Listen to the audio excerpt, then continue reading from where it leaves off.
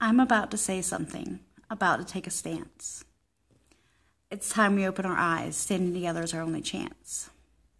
I've always been a woman who didn't see color or hue. Interracial relationships, fun with friends, but I never secluded you. White America pushed me away, years before my family could see. Oh, she dates that black guy, was all they'd say about me.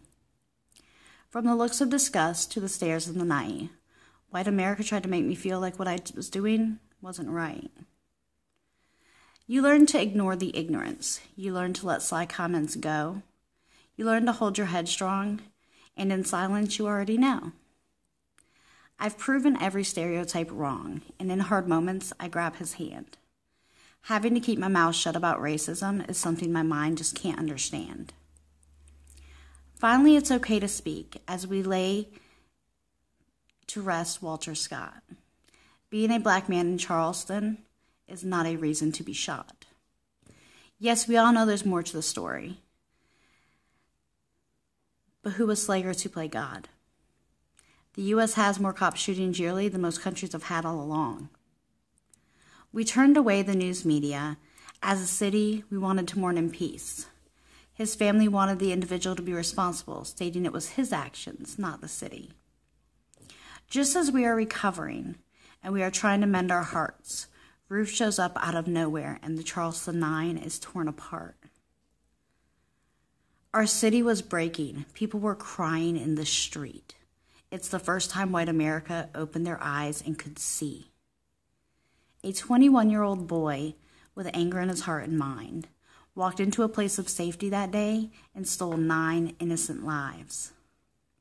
He stood in the house of the Lord and thought it was okay to make that choice. 9 angels sent to heaven in a city now with no voice.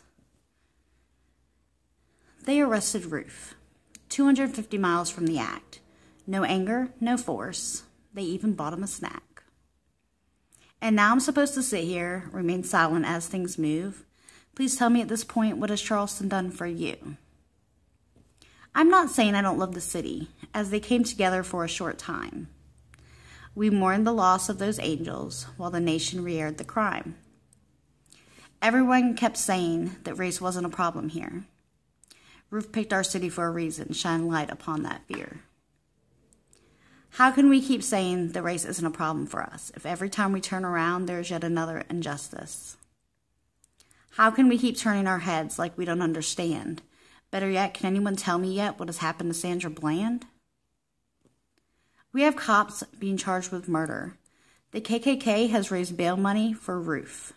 But I'm supposed to sit here and say I feel safe to choose? I can't go in public without someone not liking who I'm with. So someone please tell me Charleston doesn't have a problem with this. It's not just Charleston getting shot by cops. Do the research, you will see. Across the U.S. this year alone, 32% of black people were unarmed.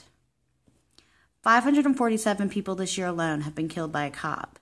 At this rate, by the end of the year, it'll be over 1,000 lives we have lost.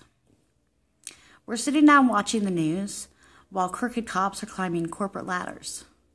You may feel like it's wrong, but it's time to recognize that Black Lives Matter. Amanda Marie, thanks.